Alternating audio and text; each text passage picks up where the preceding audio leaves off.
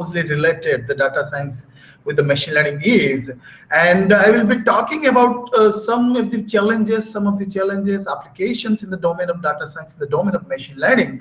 So if the time permits, so I will be talking about something called as a classifier. I will be talking about some supervised learning algorithm. So it is very, very important to understand even the mathematical concepts behind all these algorithms, whatever is there in the machine learning, and that will be used for solving the data science problem, right? So I have chosen one very fundamental algorithm in machine learning. Even if you are from a mathematical background, physics background, anybody can easily understand what exactly a by classifier is. So this talk will be of semi-technical talk. I have intentionally put all the slides as simple as possible. So why? Because maybe the heterogeneous audience will be there, so that it will be easier for them to understand what exactly machine learning is. So and data science is all about. So and this is what the things, the prerequisites which are required to understand or to solve a problem in data science and using machine learning. So this is what we all know: this linear algebra, probability theory, statistics. These three are very, very important, to understand the mathematical details behind all these algorithms, whatever we are going to use to solve data science problems, right?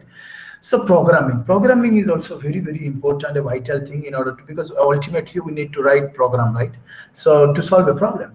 And that doesn't matter whether you are writing the program in MATLAB, whether it is Python, whether it is R, and whatever other tools are available in the literature. So you can use anything, but yes, Python is more preferable right now, of course, because most of the industries are focusing on this Python. Okay, so the most important thing here is to learn. At least we should have some background knowledge on linear algebra, some knowledge on probability theory, and some knowledge on statistics, which we have already studied in our school days, right?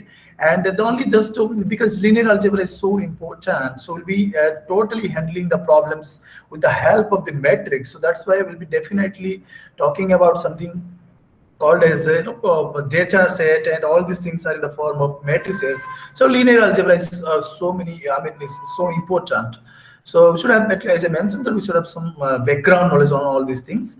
And the most important thing here I would like to mention that in data science and this data analytics, for tools are available, right? So many tools are available, and even the tools are available for the algorithms, whatever we are going to apply on those problems. So it will be my request from as an academician. So we should know the mathematical details behind it, because students, I have seen those who are doing their projects, they are focusing on this data science and machine learning projects. So what they generally do is they simply will assign some problem to them, and they will simply come up with the solution. Sure, I've applied this algorithm. So if you go and check the code, so they might have used something called as a function, which is available in the tool, right?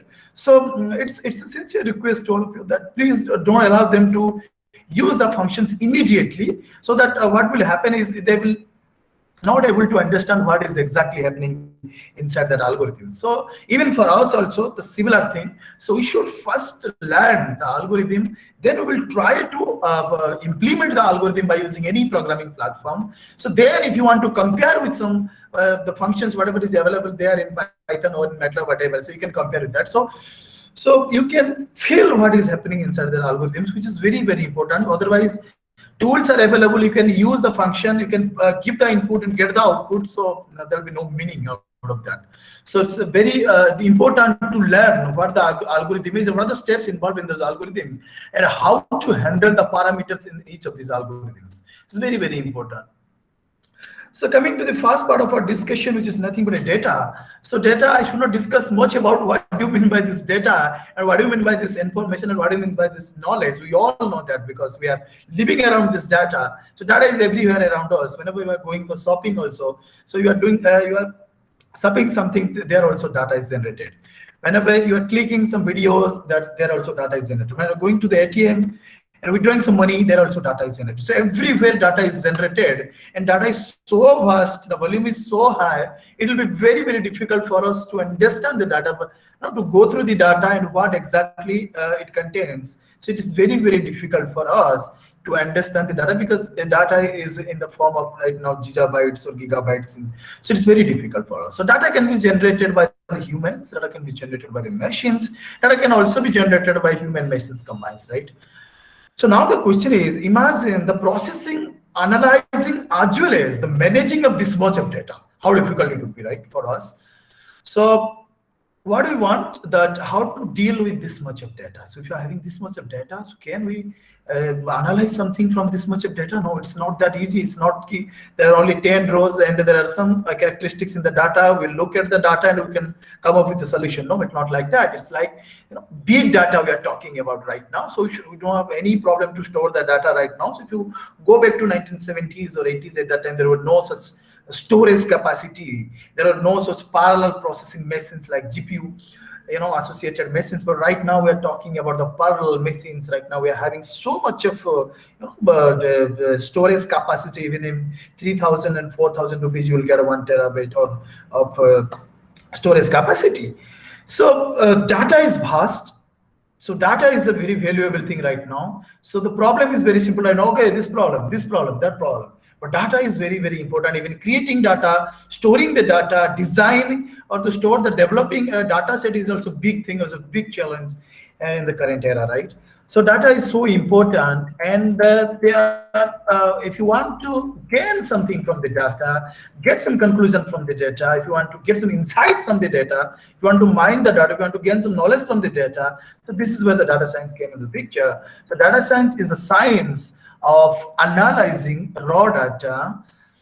The purpose is here is to simply deriving the insights from the data, right? And so with the help of statistics or with the help of more sophisticated algorithms, which is called as machine learning algorithm, we'll see so how data science is helpful in analyzing the data.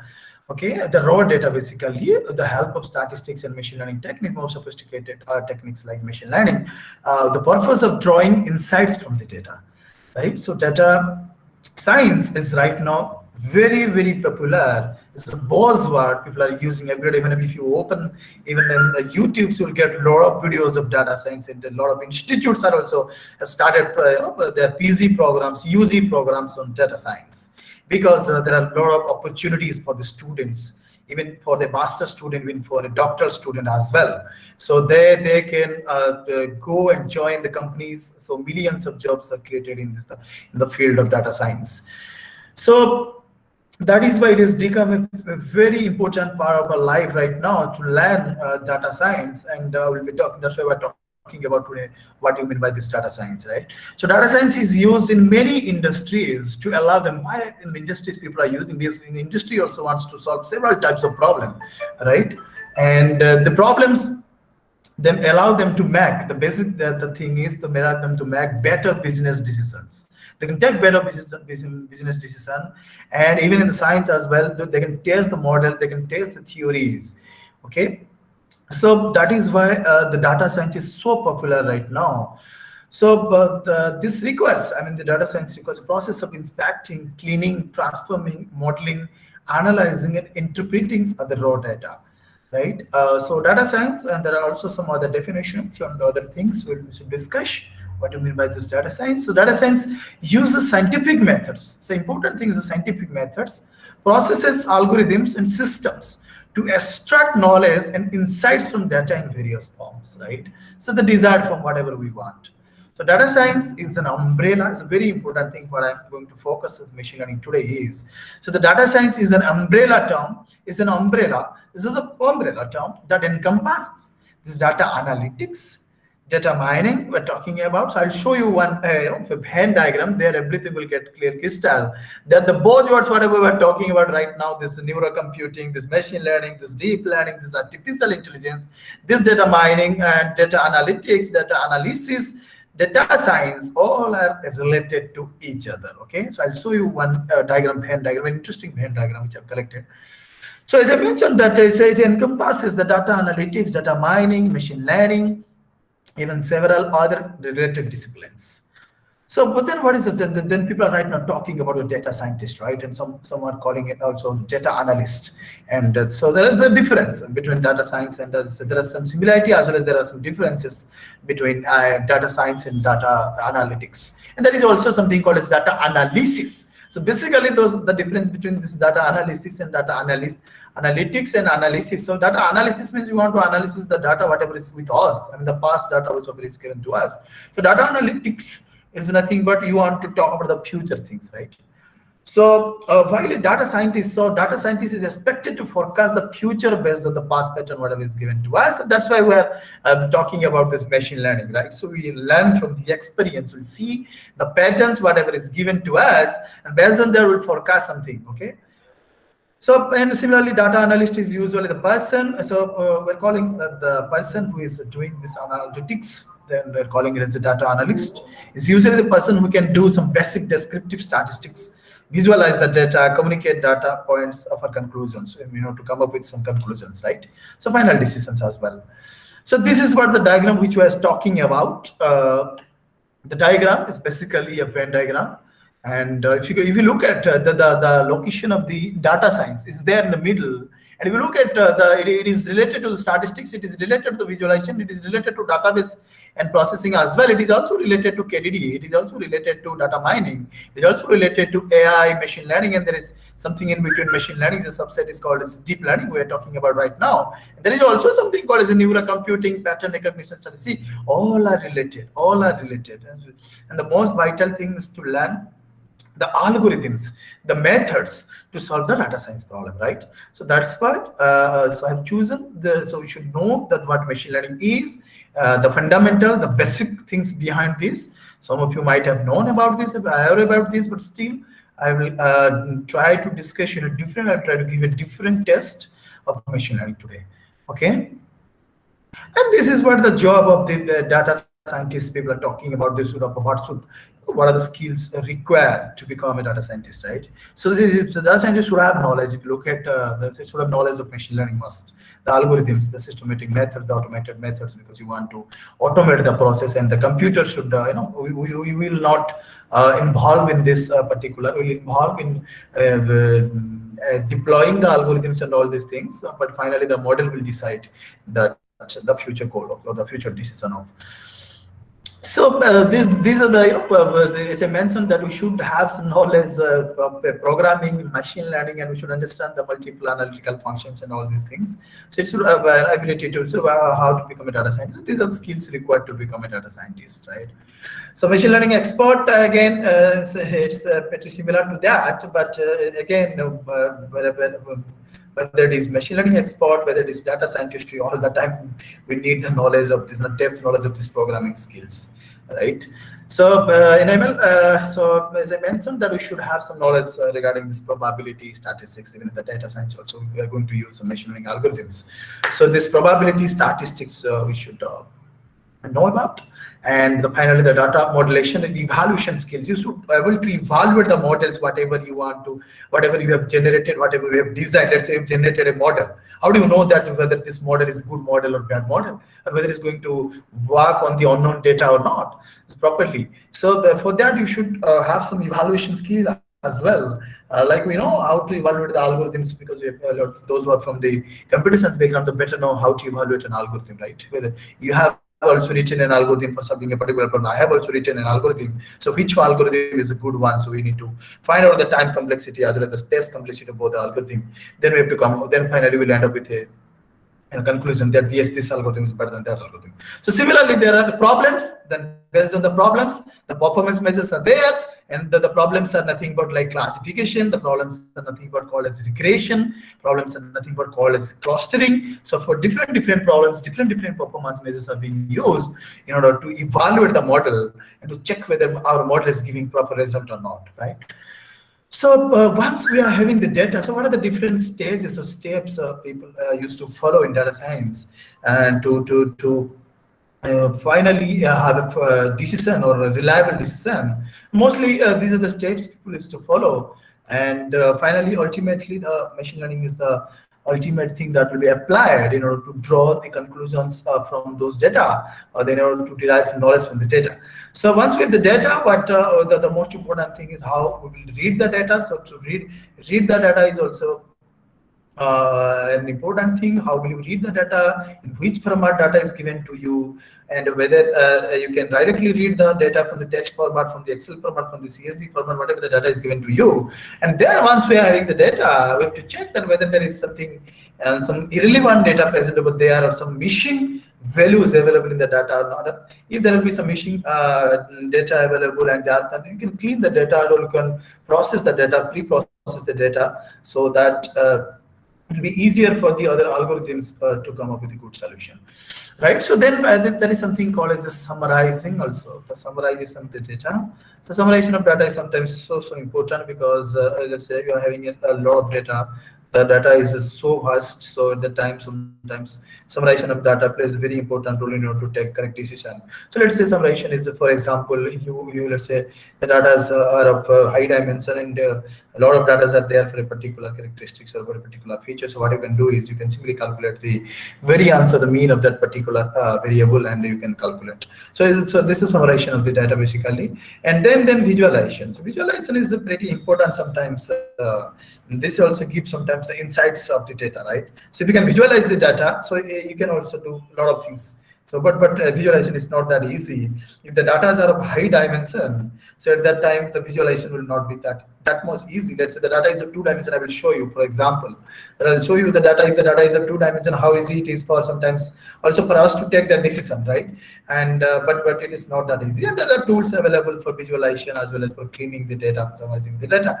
Tools are there. But the most and the vital thing is this deriving the insights from the data, and this is where the machine learning is useful, and this machine learning is going to use. Okay, so there is a little bit difference between the statistics and machine learning. So I will definitely discuss. We'll start our discussion of machine learning from the learning itself. So if you can understand what learning is, then only you can easily derive the definition by yourself, right? So the statistics, the problem is given. In statistics, if you look at the interesting thing, the statistics, the problem is given, but data you have to collect, right? Data you have to collect, the whatever the data is there already, you have to collect. But the problem is defined first. But in machine learning, the data is given to us, right? The data is given to us, and we are finding the solution. Right? So this is what the basic difference between the statistics and machine learning is.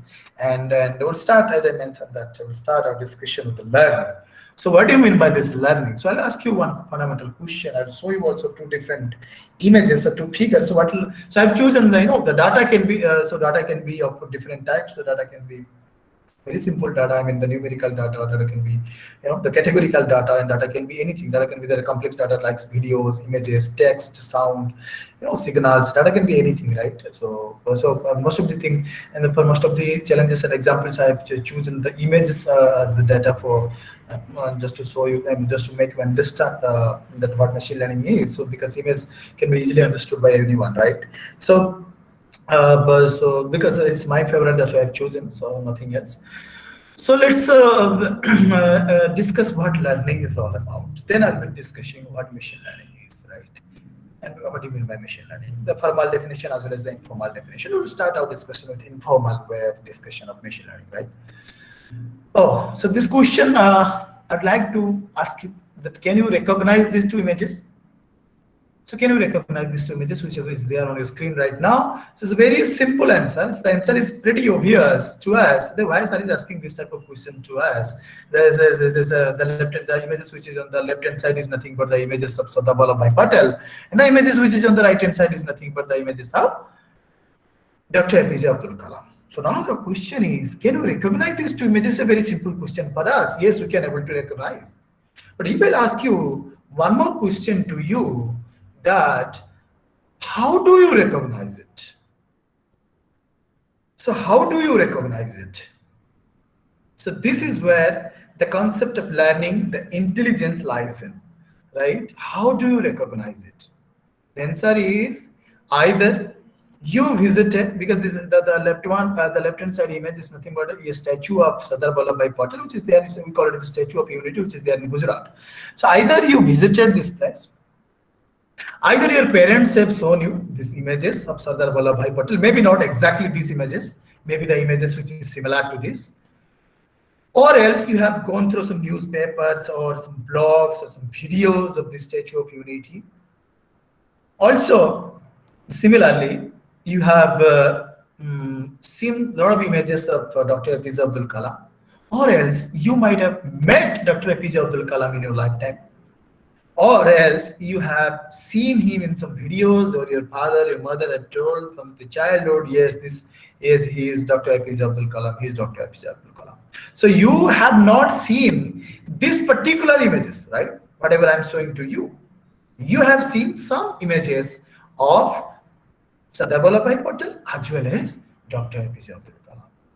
So then how do you recognize it? So whenever we are seeing some new objects, some objects in the real world, unknowingly we have extracted. This is the power which is given to us by the God, that we are unknowingly extracting some of the unique descriptors from this type of objects. And that is already there in your brain, that is already fit in your brain, embedded in your brain. So next time when you see a similar type of images or objects in the real world, so in a very few seconds, what it does is it's try to capture the descriptors immediately and try to match with the descriptor whatever is already there in your brain, and it says that it's Dr. APJ Abdul Kalam. So unknowingly, whenever we are saying, this is the intelligence, right? This is the intelligence we have already. So what we want here is to that machine. We want to build an intelligent machine. That machine will do the same thing whatever we are doing. So then how we have learned? We have learned from the experience. We have seen a lot of images of Dr. APJ Abdul Kalam. We have seen a lot of pictures of Sardar Vallabhbhai Patel. Although this image is not exactly same, but still you could be able to recognize, yes, this is Sardar Vallabhbhai Patel and this is Dr. APJ Abdul Kalam. So this is what the intelligence is all about. So the intelligence, the origin of the machine learning lies in the very early efforts of understanding the intelligence whatever we have. So what is intelligence? The intelligence is the capability to acquire the knowledge. So acquire the knowledge and apply the knowledge to recognize these objects later on. So this is what the intelligence is we have. And in machine learning, what we want to generate is we want to build an intelligent machine that will mimic like human being. So it is not that it is easy for the machine to recognize this is Sardar Vallabhbhai Patel and this is this is Dr. APJ Abdul Kalam. It's not that easy. So you need to, because what we will give to the machine is nothing but an image right now, right? And how image looks like, image is nothing but a series of an array of numbers, right? So it is in the digital format. It's fine. The values may not directly lead to the Dr. APJ Abdul Kalam, right? So that means you need to extract some descriptors, some unique descriptors from these images, and so that you'll be able to recognize, then yes, this is nothing but. So then we have to extract something that will be easily understood by the machine.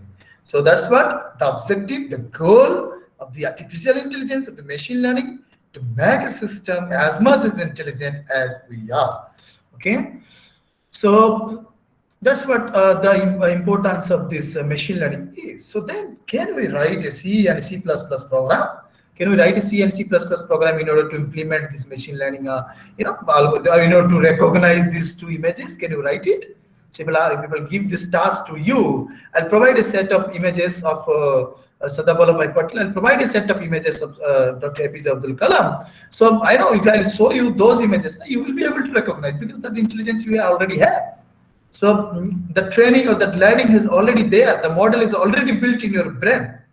Okay. But if I show you one different image of person which you don't know, so you will not able to recognize it. You will simply tell, this looks like a person, or this looks like a person which I've seen somewhere, right? So, but if I show you hundreds of thousands of pictures of Sardar Vallabhbhai Patel, so you will be able to recognize it. That I know. And that's what we want to do with the machine, right? So now the question is, so then how the programs of this machine learning will look like, and what machine learning will take, and what the program will take as the input, right? So can you write a C++ program or Java program in order to implement this task, or this recognition task of these images? Can you write it? I don't think so, because it is very, very difficult to understand how it is happening in our brain, first of all, right? So if you know the logic only, then only you can write it. So even if you are having some idea that yes, how to recognize these things, and then the program will be extremely complicated. So this is one of the example of the problem which I'm talking about, and there are so many problems related to this, which you cannot solve using simple programming. Like you cannot write a simple program to solve the problem. So we need the help of this type of learning, which human learning techniques is called as machine learning. The way we learn, if we can mimic the same thing with the machine, then only we'll be able to solve the problem, right? So that is where the machine learning, the importance of machine learning came in the picture. And as I mentioned, that we don't know what program to write because we don't know how it is done our brain, right? So there are so many problems related to this, recognizing the hand digits. It's not that easy. For us, it is very, very easy to recognize a digit, right? If I write 2, if I write 3, or if I write even ABCD, the characters, A, B, C, D, there are various ways to write A as well. And it varies from person to person. The writing style is different. So if you write the different A, if you collect the sample A, handwritten I'm talking about, from 100 persons, everything will be different, right? I mean, the writing style is different. So we'll find 100 different types of A. We'll be able to recognize, right? But how machine will able to understand that every image, whatever is given to us, every writing style is nothing but A, right? And well, that was a bit intelligent, but right now we're talking about something called as deep learning, something called as machine learning. So that deep learning has been proved to, but that I mean, has beaten also human beings in some problems. So it's very interesting. So that's what the future goal of AI is, right? So instead of writing a program by hand here in machine learning, what we will for solving a particular task, we collect a lot of samples or examples. We collect a lot of examples because we will learn from the way we are learning also from the environment, right? So we collect a lot of examples that specify the correct output for a given output, for a given input. So the most important thing is whenever we are collecting something, the examples, it should have some correct output as well, right? So machine learning algorithm will take these examples, will build a program, will build a model. Okay, again, and how will you build the model? That depends on the algorithm, which algorithm you will use, right? So there are so many algorithms, and there are different purpose, different algorithms are there. So then which algorithm, based on the domain knowledge, expertise, you will get to know that what type of algorithm you will use for solving the problem, right? And yes, so what machine learning model will do is it will take these examples, whatever you have collected as an input, finally build a model. And this program, whatever you are going to write to implement this machine learning algorithm, will look very different from the program, whatever we have been writing using C++, because this program may contain or may always handle some metrics, the numbers stored in the matrix, or millions of numbers. We all know that whenever you are implementing something called as neural network of weights, you'll find thousands of weights, maybe 10,000s of weights. So you have to learn at a time. So your program may contain a lot of numbers which you have not seen earlier as well, right? So if you do it right, if your model is trained well, so it may work really well on the new data, whatever has not been provided to the model earlier, right? So this is what the importance of the machine learning is, and the informal definition of the machine learning, whatever we talked about. And there are some also informal definition which is given in, by some of the machine learning scientists earlier. So the machine learning is a field of study that gives the machines, the ability to learn without being explicitly programmed. So that's what we have discussed. So it's a Professor Samuel in 1959. He's given this.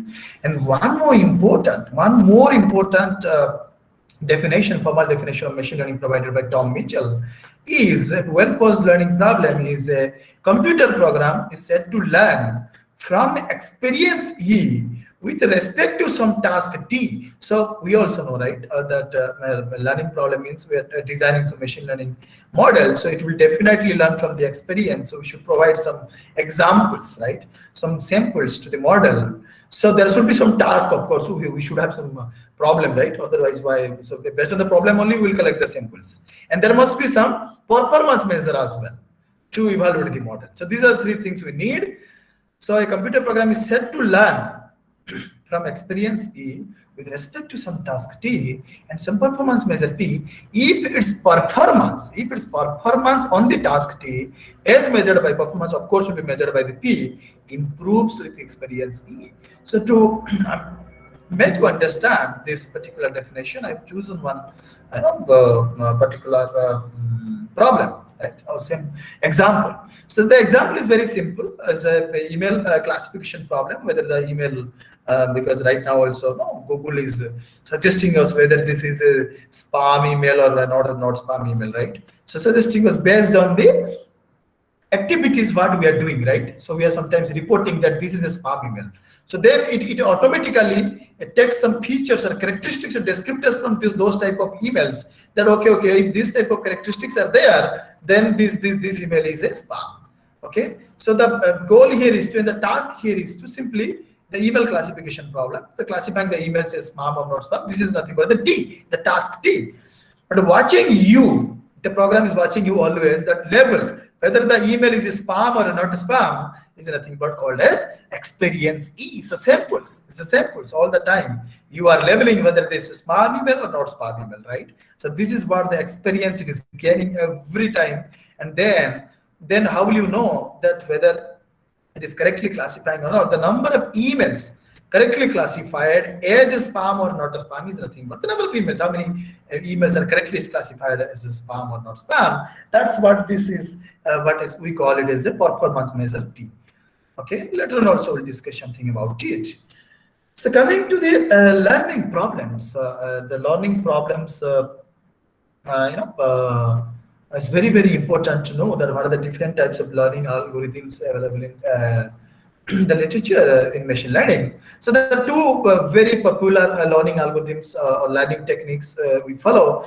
One is supervised learning and another one is unsupervised learning, right? Supervised and unsupervised learning. So what do you mean by this supervised learning and what do you mean by this unsupervised? There is something called a semi-supervised reinforcement learning. So we are not going to focus on this too today.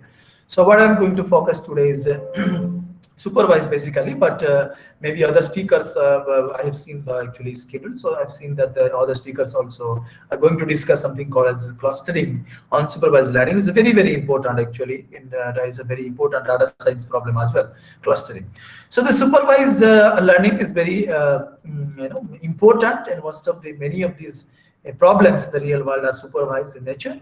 So that means in supervised, so learning will be done with the help of a teacher. So that means the output level. So in this particular type of learning algorithms, so what we require is input as well as output. If you can see, X is nothing but an input over here, and Y is nothing but the corresponding. So N is nothing but here, this N is nothing but the sample number. Let's say there are capital N number of samples are there starting from. So if you will write X1 over here, so X1 is a particular example, is a sample. It may contains some characteristics 1, 2, 3, 4 like that. So we call these characteristics as features. Okay, so let's say it is having features F1, F2, F3, and F4, right?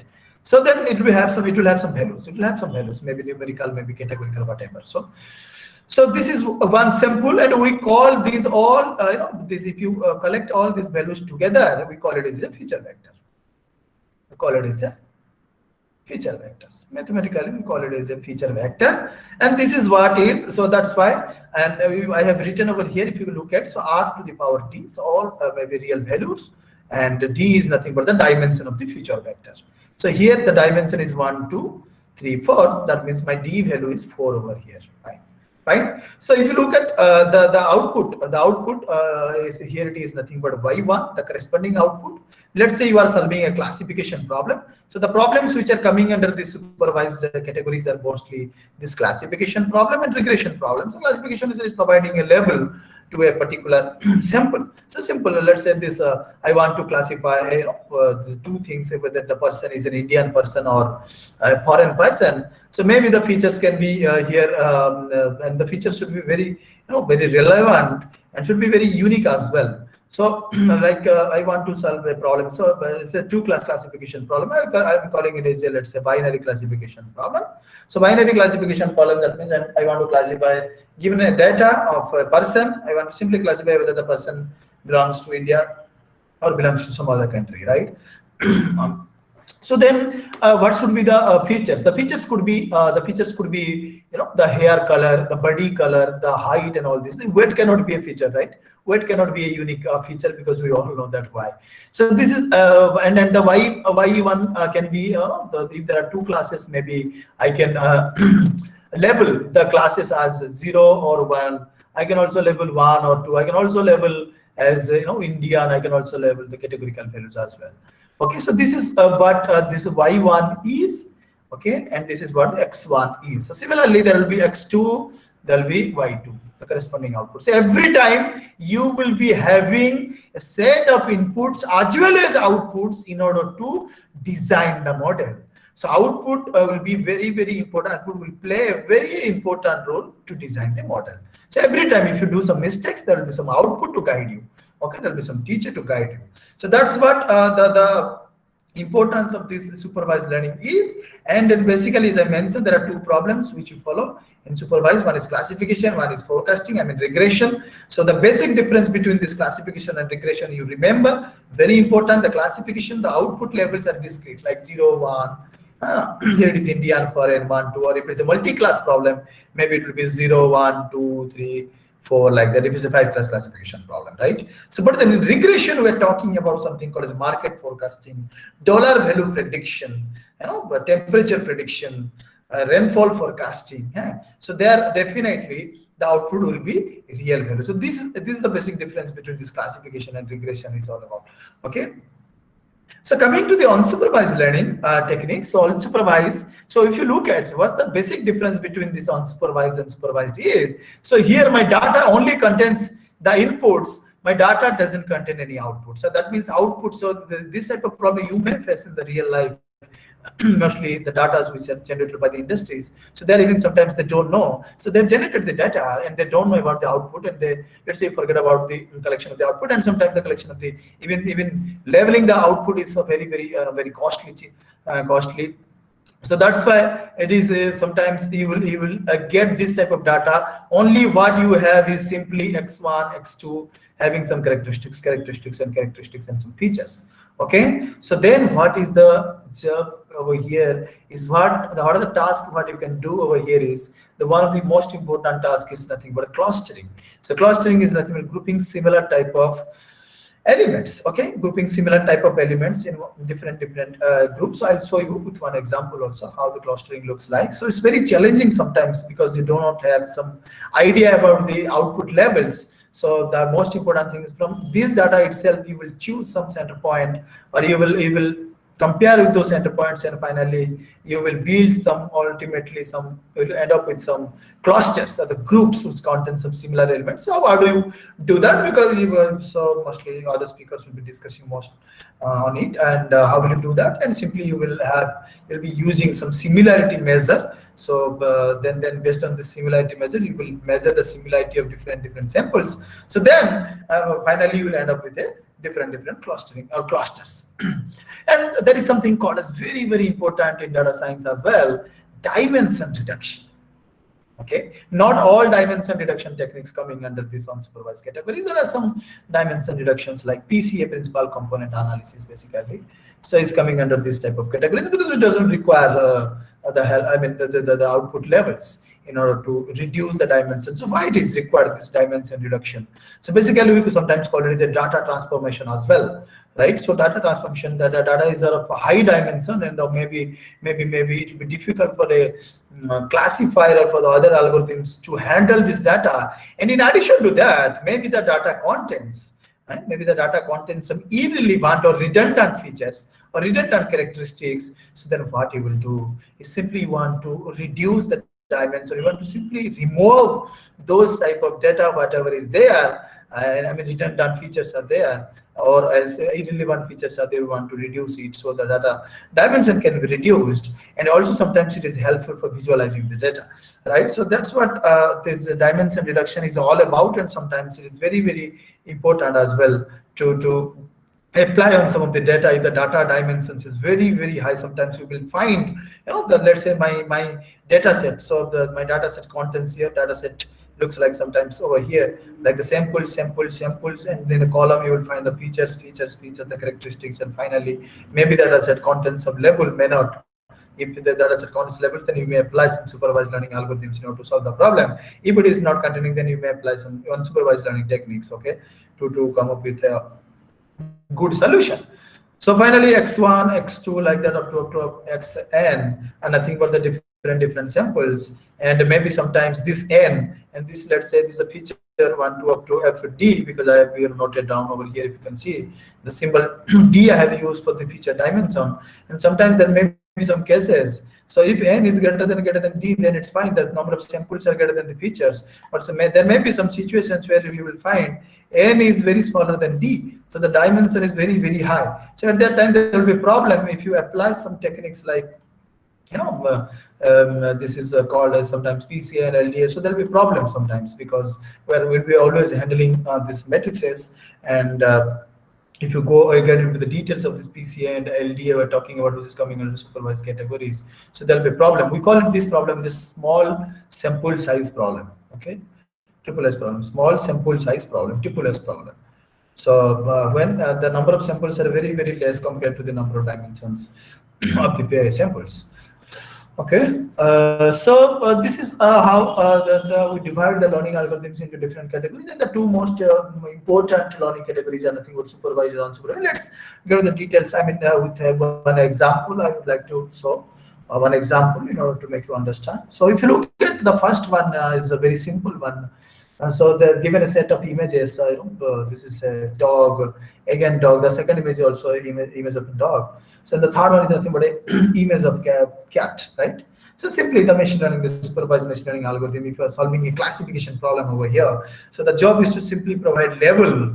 The model is, let's say, already built. So the model, what it will generate is simply, it will provide a label to each of the images. And if you look at the label, dog, and cat, this is the output of the model, whatever we have done.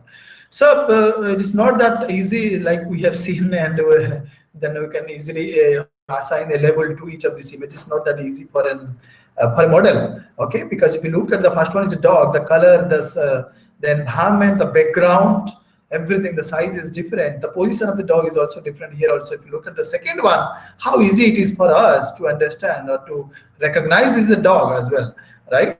And although the color is different, the shape is different, the environment is different, the background is different, the sitting style is, everything is different, but still you could be able to recognize, right? So that's what we want to do using the machine, right? So coming to the second problem, I mean the unsupervised example, if you look at, there are some mixture of images given to us, and we don't know that we don't have any idea regarding these images. So let's see, these are images, so it looks very easier for us to categorize, right?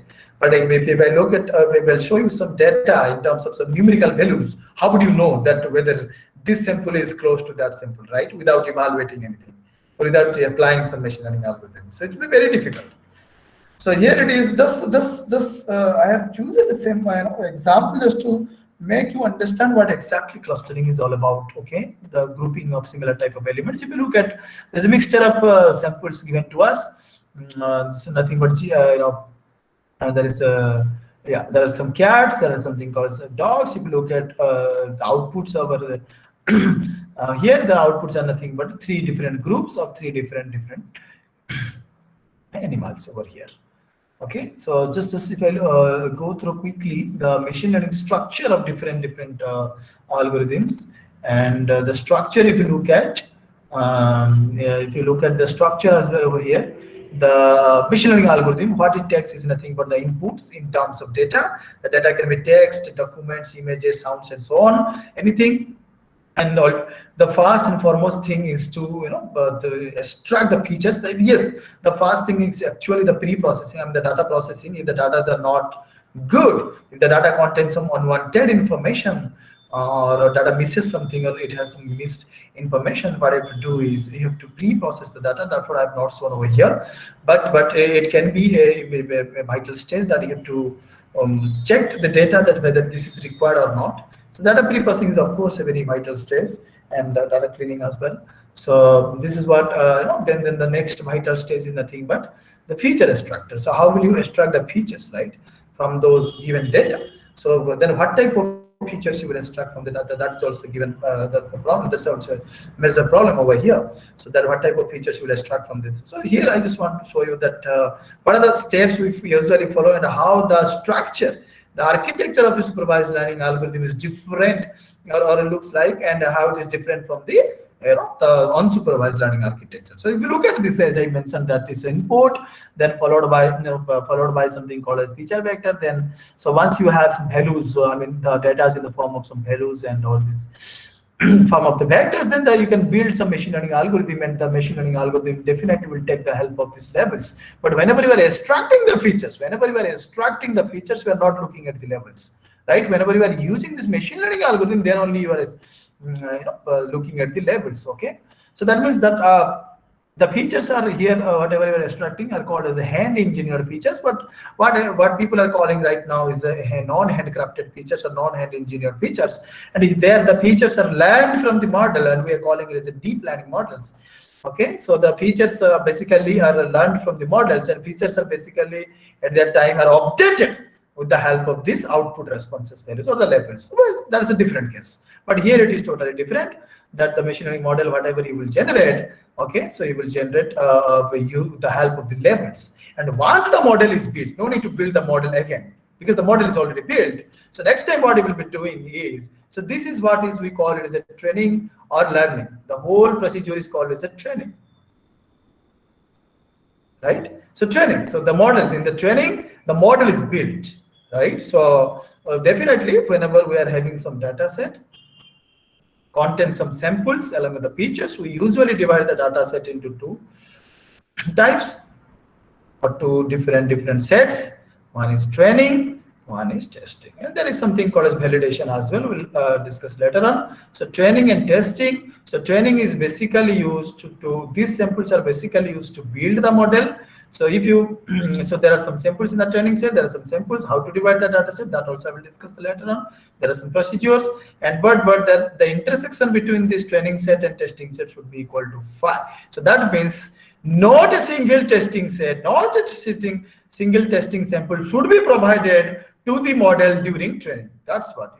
So training testing means you have to test it later on. You have to test it. The model should be tested on the unknown sample. You might have some knowledge about the output of this particular testing set, but you will not give that output to the model. You will test the model, and finally you will evaluate the model using the output levels or the target levels, whatever is given to us, right? So this is what is called as training, and this process is what is called as testing, right? Testing means you will provide a sample, very similar a sample or unknown sample which was not provided directly to that. Yeah, then again you will follow the same procedure. You will extract the features, and the model, whatever is already there, the machine learning model, you will use that model, and that model will predict the output, right? This is what is machine learning, I mean the supervised machine learning architecture looks like. Okay, and if you look at the difference between the supervised and unsupervised, there is only one difference, and you know that what's the difference, right? So if you look at this, no class level provided to the model. Here there is the difference, that class levels are providing to the model, right? Here there is no class levels. It's the basic difference between the unsupervised learning and supervised learning architecture wise as well. So there are so many learning algorithms which people are using to solve data science problems. If the problem is a clustering problem, if the problem is a regression problem, if the problem is a classification problem, so the problems basically the algorithms are coming under different categories are nothing but supervised and unsupervised categories are naive Bayes, k nearest neighbors, support vector machine, decision tree, random forest, feed forward neural network. So this sometimes also this decision tree, random forest also can be helpful for solving a regression problem as well. And of course, the support vector regression is there, to solve regression problem. So classification problem and regression problems, as I mentioned, are coming under these categories, the supervised learning, and there is something called as k-means clustering. Maybe some other speakers are going to discuss about this thing, this PCA and this k-means clustering unsupervised. So what I have chosen today is the time pyramid. So I will definitely I would like to discuss something called as naive Bayes classifier and how the classification is being made using this classifier and how it is related to the probability theory, whatever we know earlier, right? So, so these are the different very widely used algorithms in data science and machine learning. People use to solve variety of problems for classification and regression, and these are also some of the algorithms. All the varieties of clustering algorithms are also there in the literature. If you want to know more about it, you can also go through the literature, and if you Okay, you can read and you can implement, but the suggestion would be definitely please write the or please implement the code by yourself first. Then you go and use the functions whatever is there available, and you can also suggest the same thing to your students as well. So a lot of things we can learn from it, and even sometimes if you can implement all these algorithms, you can also make few changes over there, and that changes may lead to also some very good nice publications later on. Okay. And yeah, so coming to the supervised learning algorithm, I mean, there are actually different types of classifiers available, right? So there are different types of classifiers available in the literature. So I hope you might have, those who are really working in this field, they might have heard about 15 number of classifiers or 20 number of classifiers, right? I mean, I don't know how many of you have been working with this classifier. So may I ask this question to all of you? That how many of you have used this type of classifiers for solving some problems? May I know if anybody is listening? You may write in the comment box as well. There are how many classifiers till that you know.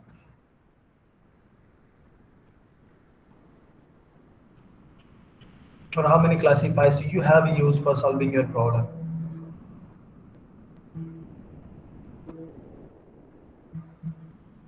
So I'm waiting for your response. Please be fast.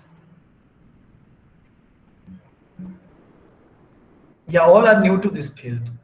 I don't know.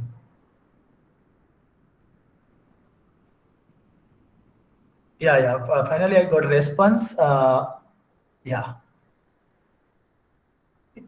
Sir, I have used SBM. Yeah. So that means some of you might have used this type of algorithm for solving a problem, right? This type of algorithm for solving a classification or regression problem maybe earlier, right? So you might have heard about some 15 or 20 number of classifiers. But there is a paper, very interesting article published in the year 2014 in JMLR, Journal of Machine Learning Research. It's a very peer reviewed, very top journal in the field of machine learning. It's one of the toughest journal in the field of machine learning. So there is a paper, and the title of the paper is "Do we need?" The title was like this: "Do we need hundreds of classifiers for solving a particular problem?" So this is what the title of that paper was. And what they did in this paper, there is nothing significant in the paper. I mean, new contributions in that paper. But what they did was they reported that there are 179, 171 or 173, I'm not sure was the exact value. There are more than 170 classifiers exist till 2014 in the literature. Can you believe that there are 171 number of classifiers exist? Okay, so then which classifier you will use for solving your problem? Again, you need some expert knowledge, domain knowledge for it, right? And they have divided this data set into multiple categories based on the characteristics. So what are the characteristics or what are the features and by which they divided the data set? Maybe the probability based classifier, maybe a nearest neighbor based classifier, maybe discriminant function based classifier, right? Discriminant function based classifier, maybe tree based classifier, maybe ensembling based classifier. So they divided the data, I mean the total number of classifiers into 17 different families based on the characteristics, the similar characteristics of the classifiers. So what they exactly did, why the paper got published, it was a 50 plus page paper, right? The paper was published because there was an extensive survey, extensive implementation survey they did. They apply all the classifiers over 125 data sets. Can you believe? 120, so how much time it would have taken for them to come up with a final conclusion?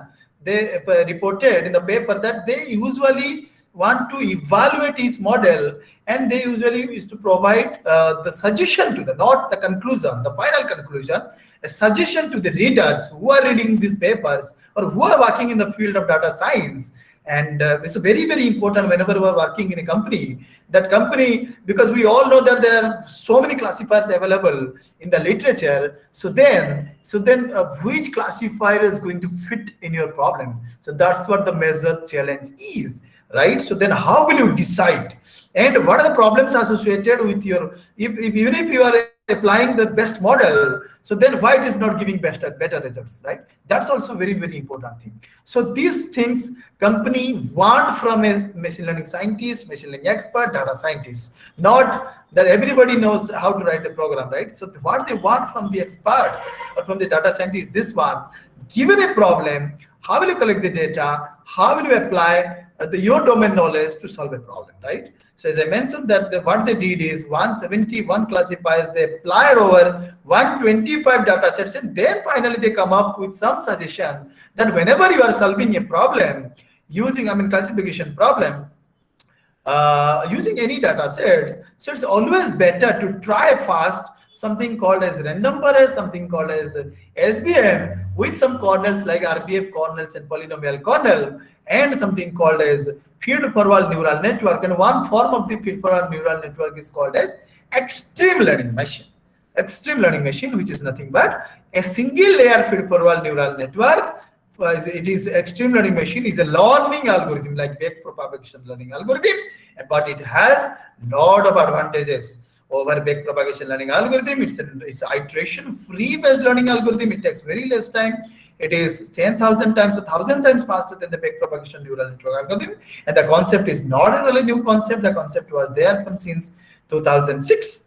Okay, so if you want, you can also learn what do you mean by this extreme learning. So these are all good methods you should try first whenever you are solving a problem using supervised learning algorithm. So I'm not saying that every time this will generate a good result, but at least we should try, right? At least based on even my experience, my domain expertise. So this is what the algorithms we should always try first, and then we can apply any other algorithms, whatever we like, and we know that yes, this may work in this particular problem, right?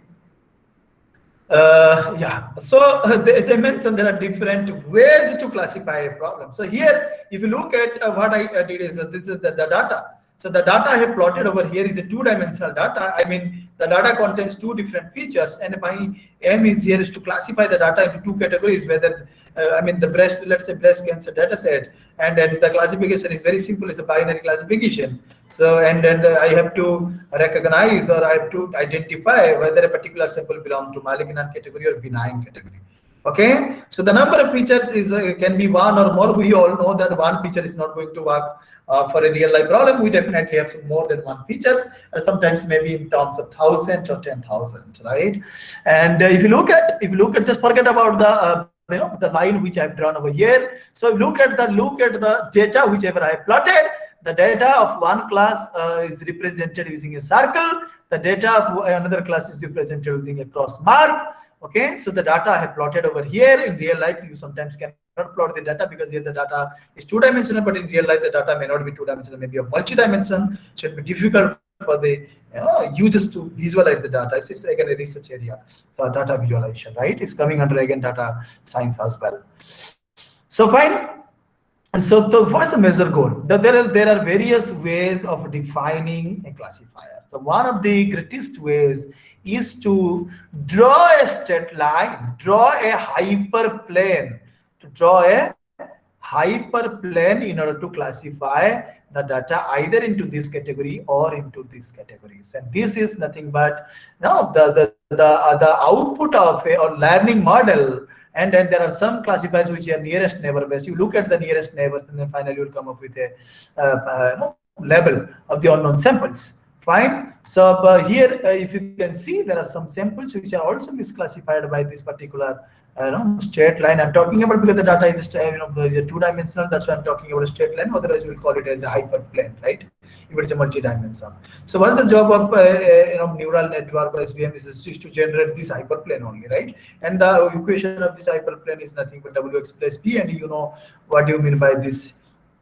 Mx plus c, and we all know that, right? What is mx plus c or mx plus b, and we all know that, right? The equation of a straight line, right? And this W and B also plays a very important role over here. X is nothing but the input, so Y is equal to WX plus B. So W is nothing but this one. The orientation of the hyperplane. W shows the orientation of the hyperplane, and this B is nothing but the Y-intercept, and the M is nothing but called as a slope. So W represents the orientation of the hyperplane, and B represents the position of the hyperplane if the B value will be 0. So that will be that will pass through the origin. So the final goal of this neural network and this SVM is to find out this W and B, and finally it will come up with a hyperplane like this. So this is what the output of a learning algorithm look like. This is a hyperplane, right? And then this hyperplane will again decide that whether a new sample, let's say a new sample of this category come. So whatever is the data is given in the blue color is, let's say, training samples, and based on the training samples, I will generate a model, and that model is nothing but here generating hyperplane.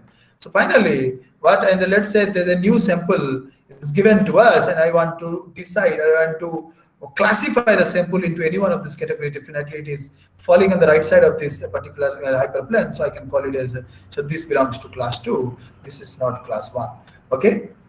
So this is one of the hyperplane.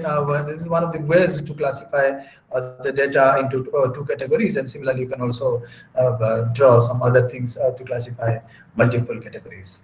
Okay, so in supervised, as I mentioned, that is very sometimes it's easier to, because it's what is well known to us, whether the data is whether the data is the class levels is pretty known to us. That's why it is sometimes easy.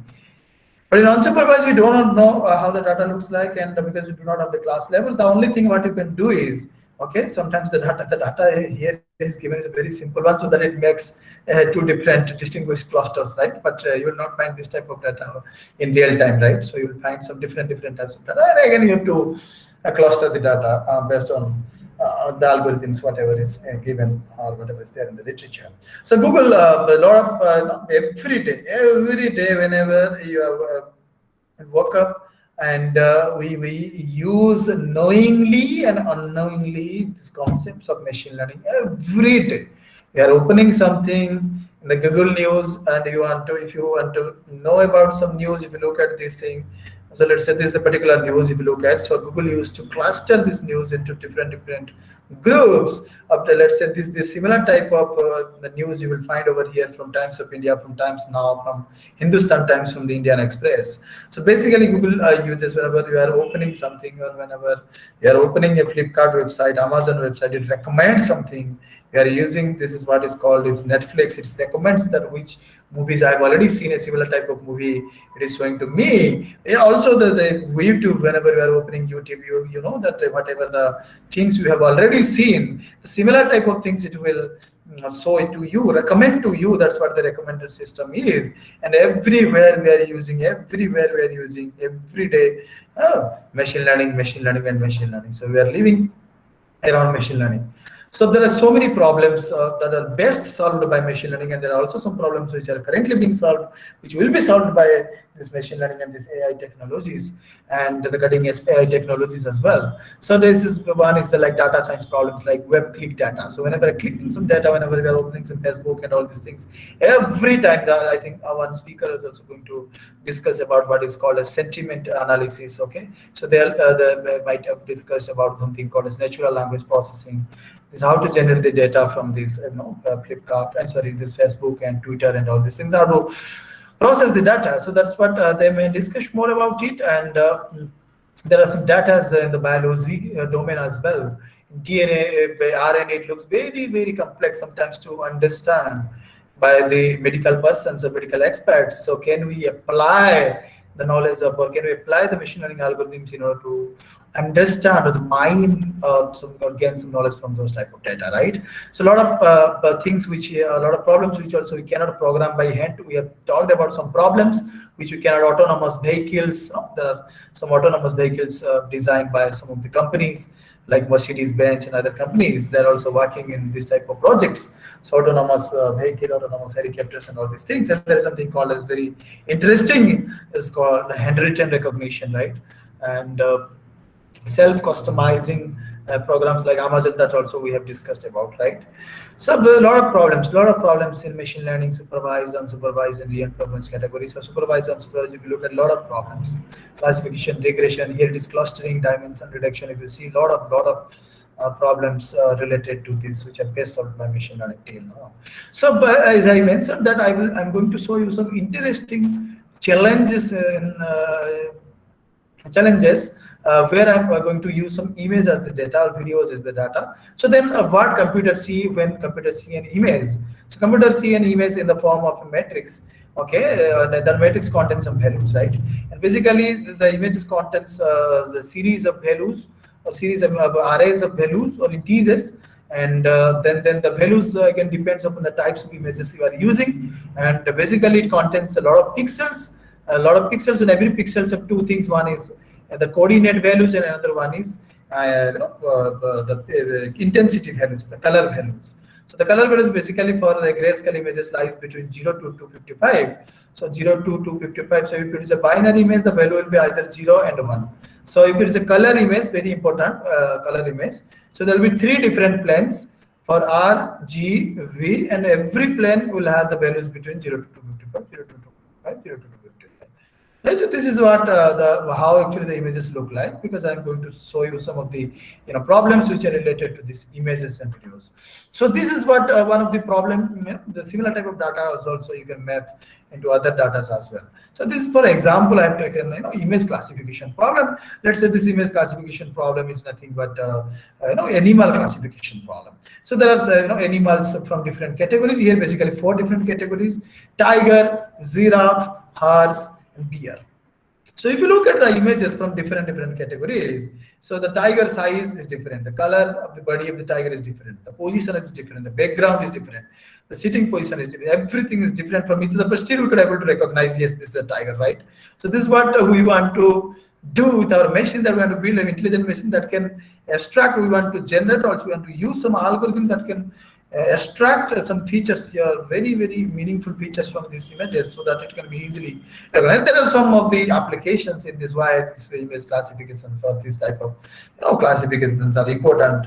So yes, it has some lot of applications whenever, let's say, you are taking some images from the satellite or from a jungle, and you want to know that there are some regions, restricted regions, where and there are some animals, they should not visit to that place, because if they'll visit, then there'll be some problem. So maybe you can capture some images from the satellite, and you can easily pass to your model whatever is already trained, and then the model should tell, oh, this object is nothing but a tiger. Okay, so then you can give an alarm to the foresters, and they can handle the cases. So a lot of applications, this type of applications you'll find, and there is something called a scene image classification. If you see, so how will you know whether the scenes are different, right?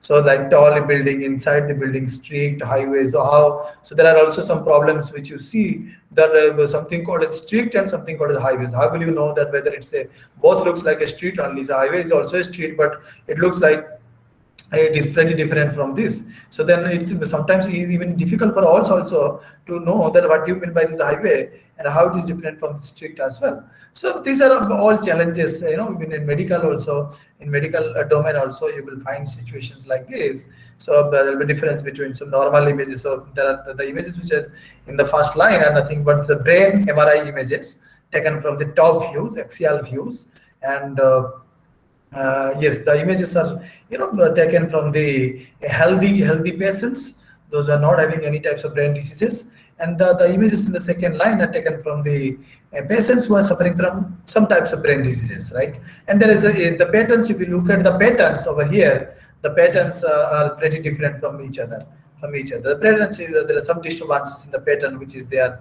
There is something X kind of structure, if you can find in the normal images, and that got disturbed in all the images, whatever there in the second line. So this is one of the indicator to know that how to know whether there is an abnormality present over there. And there are some cases where it is sometimes very difficult from the for the radiologist also to identify whether there is a brain disease present in the human brain or not. So because these are the samples which are pretty different from the patterns are pretty different from the images which is in the first line, and but there are some images which you have captured from the, let's say a patient is at the initial stage of the diagnosis, right?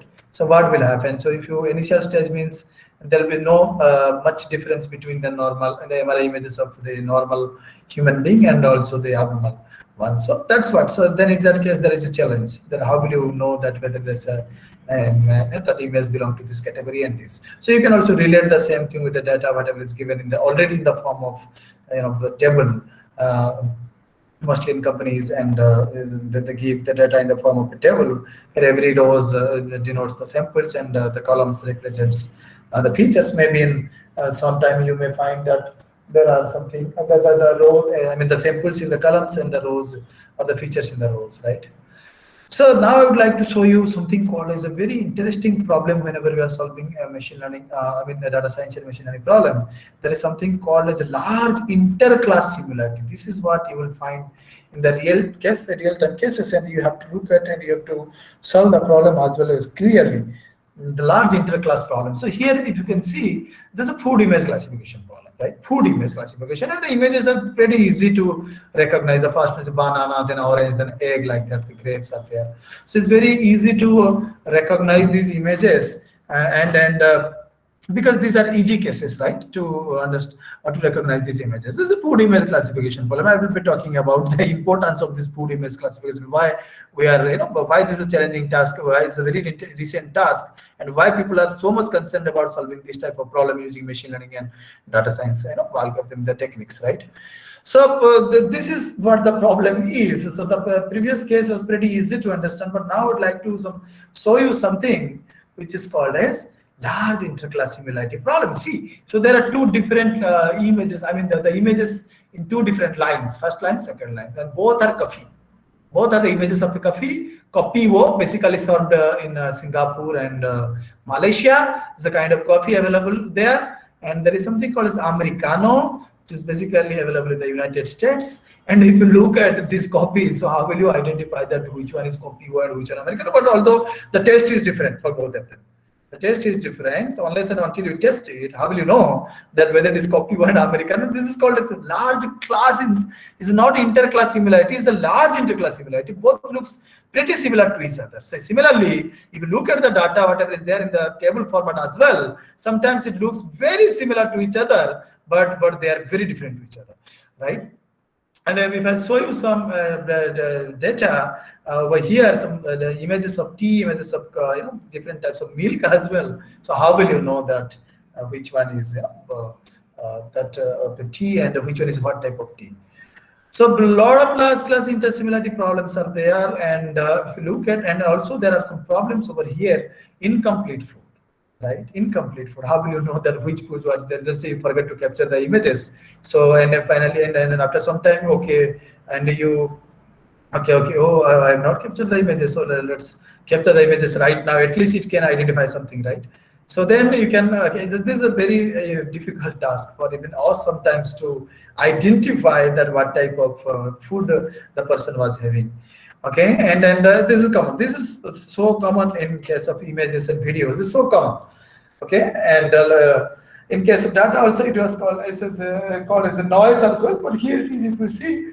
So I was telling about something called as data processing as is required. If you see that there are poorly taken photos, illumination, rotation, occlusion, right? So there will be some illumination problem, there will be some rotation problem, and illumination problem. The images may be of some low contrast, may be contaminated by the noises. You have to remove these, or you have to handle. Your model should be that much robust that could able to recognize those images, or that could able to handle also these type of images.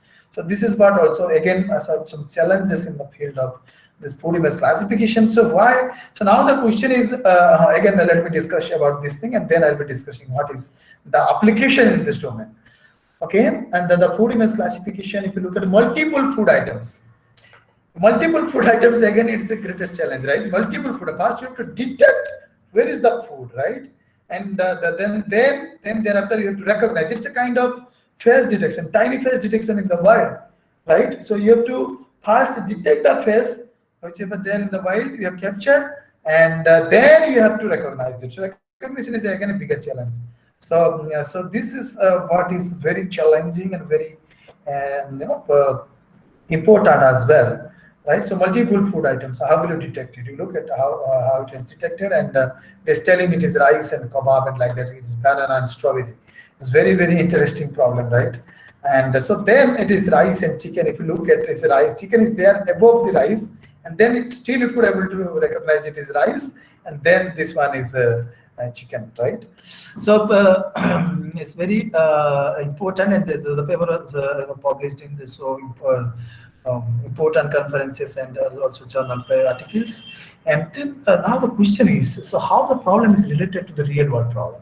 Okay, so I will simply classify that. Well, there must be some application behind it, right? And the application should be like this: the nutrition count, right? The nutrition count. There'll be camera. There'll be one app. You will capture the images, and that the images will be loaded into the app, and that app will be able to tell us that yes, this much of nutrition you have taken in the lunch, and this much of the nutrition you have taken in the dinner, then added up, then finally it will say that this much of nutrition you should have taken today, but you have taken this much of nutrition. That's what one applications I have seen till now. It's a very recent problem. Anybody can pick up this problem, because in India the problem I could have seen that only one and two articles related to this, because in India that this is a very different. Even if you go to different states, you'll find different diseases. So that's a very interesting problem. And also one more problem I have seen very interesting in 2019, and it's in a top conference, computer vision conference, that I have seen that given a dish, you have to tell what is the dish and then the recipe behind that dish, right? So it's very interesting problem as well. So but these are some of the applications which related to this problem, and similar to that, there are some thousands of problems are there. Okay, so whenever we're talking about this problem, and we have already talked about this feature set, also we have talked about this one, right? This machine. I mean, whenever we are talking about some machine, I mean the model. So model means basically, as I mentioned, there will be two different phases: training phase, and there is something called as testing phase. So during this training, the model is built. Let's say the input is in the form of images. So first thing, let's say here also I am ignoring the data processing stage. And what the most important stage is nothing but the feature extraction over here. So what I want to apply is over some feature extraction techniques, whatever is available, and it is sometimes very difficult to know that what type of features, maybe that's a color feature, shape feature, geometric feature. So what type of feature, texture features, so what type of features I would extract from these images, and then finally form a feature vector, and finally the label is given to us because it's a supervised classification problem. And then after generating this feature vector for all these samples, in the training samples, it becomes a feature matrix. We call this as a feature matrix, the feature matrix, and then all the feature matrix will be directly passed to the classifiers. Even in between this and this feature extraction and classifier, there is something called as a feature reduction stage, which is sometimes an optional stage. It's a reduction stage, optional stage.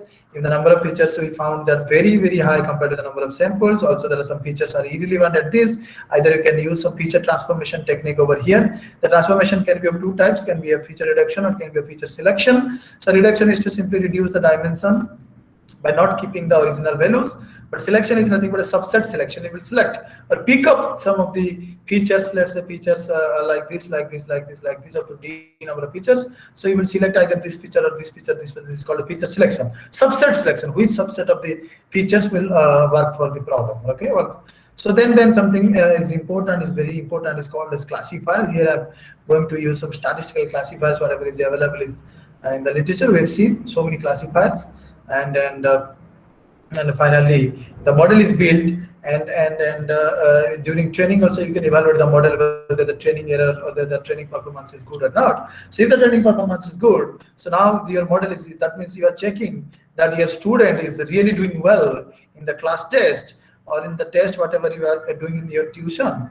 and then now he's ready to give the final semester examination.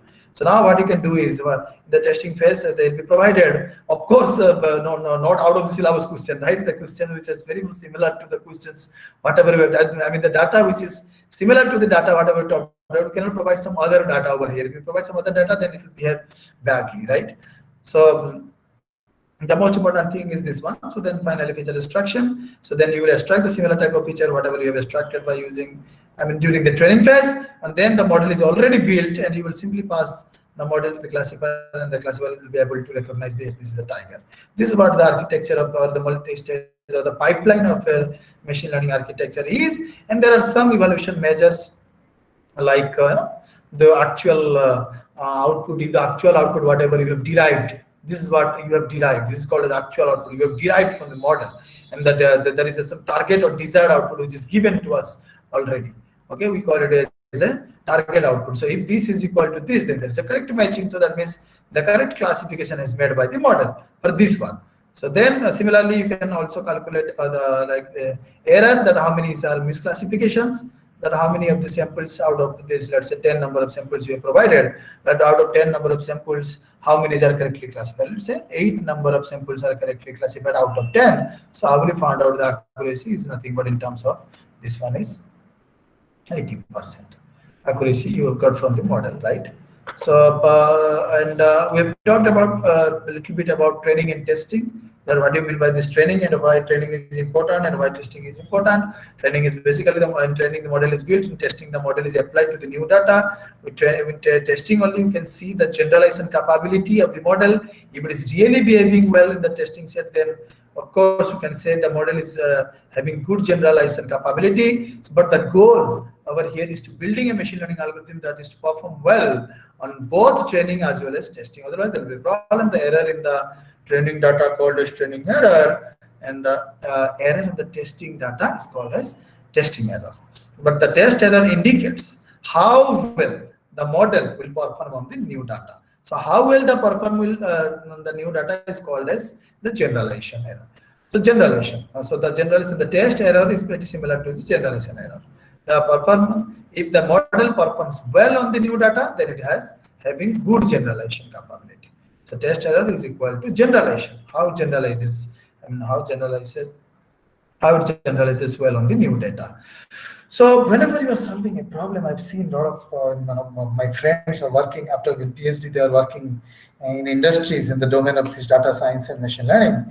So they used to, whenever they are becomes right now the leaders of their groups because they're PhD holders and they're doing this, and they used to recruit the students from an IITs and other some institutes, and they used to ask some questions, right? So we usually used to discuss that what type of question you want from the students or the candidates who generally is attending the interview for your company. So they used to ask some fundamental questions, whether you really know how to solve a problem.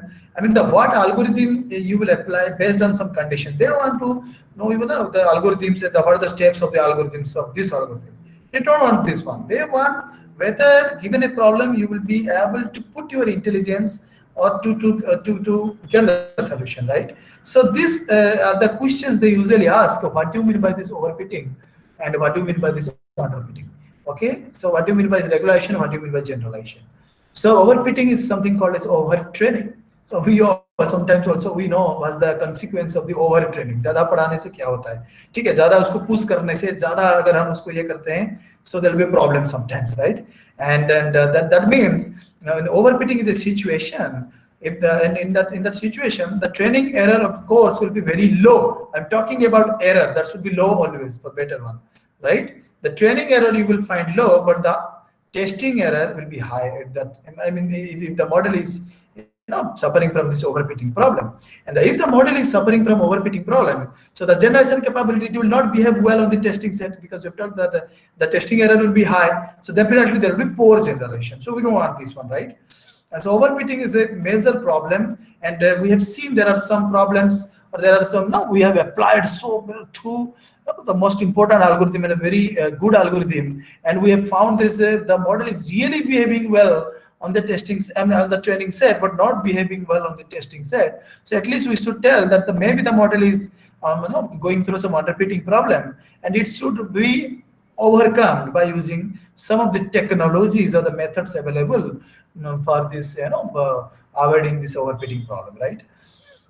And there is something called, I will also show you with one example what do you mean by this overfitting problem. Okay, and let me also discuss about something called over underfitting problem. Under training ज्यादा नहीं पढ़ेंगे तो क्या करेंगे exam में, that's what. Even मैं अगर ठीक से भी नहीं पढ़ूंगा, the training error will be less, right? I mean sorry, high, the training error. So underfitting problem, so high training error, because I've not attended the classes, I have not solved the problems clearly. So how can I perform well on the class test as well, right? So that's what I mean. The under training means, of course, if there will be some training problem, if there will be high training error, then you cannot expect good from the testing set as well. So the problem is the cause of poor performance. The cause of poor performance of a model in most of the cases in machine learning and data science is either overfitting and underfitting. Okay. And so I would like to show you one figure over here, which is very important to understand. And the important thing over here is I want to classify the two different sample. I mean the samples of two different classes, and the classification. The role of the classification model is to simply draw a hyperplane, or simply draw a hyperplane. And if you look at the hyperplane over here, it looks very different from each other in the three different cases. The first cases, if you look at, there will be, if you draw this hyperplane or the separator. So the problem is over here, if you look at so many misclassifications of others, two different classes. If you look at the middle one, there are some misclassifications. There are some misclassifications, but still it's fine. It looks, if you look at the hyperplane over here, it looks like a core, but it is having a less number of errors, right? But if you look at the last one, it looks very complex. If you look at the separator of it looks very distant boundaries. So it looks very, very complex, and then it is fit to the noise as well. And because there are two different noises, we can call these samples as noises. And if you can also ignore these two, then it will become a very good classifier, right? But if you look at this one, how complex the decision boundary is. So that means this is the case of overfitting. The model is trained. So I mean, we have overtrained the model, and that's why the model gets very complex. And it is the case where the number of samples are less than the number of features. So we have to keep our model as simple as possible. Like the first one is not a good one because a lot of errors are there.